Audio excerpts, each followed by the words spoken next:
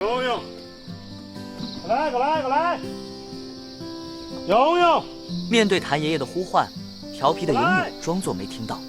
那时才3岁的游泳从睡梦中醒来，睡眼惺忪的他正打理着自己的毛发，还在等待早餐的他立马就听到了奶爸的声音。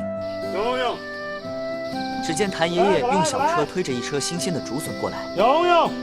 一开始的游泳还假装没有听见，面对叫都不过来的小家伙，谭爷爷一脸无奈。他转身拿起车上的笋抛了过去。那时的游泳与3个女生住在一起，4个小家伙被那时拍摄的日本电视台称为蠢萌4人组。说起来，游泳也跟日本旅居回来的邦家族美女有缘分。与爱邦约会，不仅被爱邦给摔，还被愤怒的爱邦追得落荒而逃。与梅邦约会更是堪称经典，不仅因为伸手摸女生屁股而被火，还被梅邦直接咬出了夹子印。听这声音就知道有多疼。谁能想到游泳以后会成为拯救无数爱情道路上迷茫少女的高手呢？此时的游泳还没开窍，非常庆幸能看到永煌小时候呆萌的一面，也看到了那时照顾蠢萌4人组的谭爷爷。这或许就是纪录片的意义吧，在不经意间留下美好的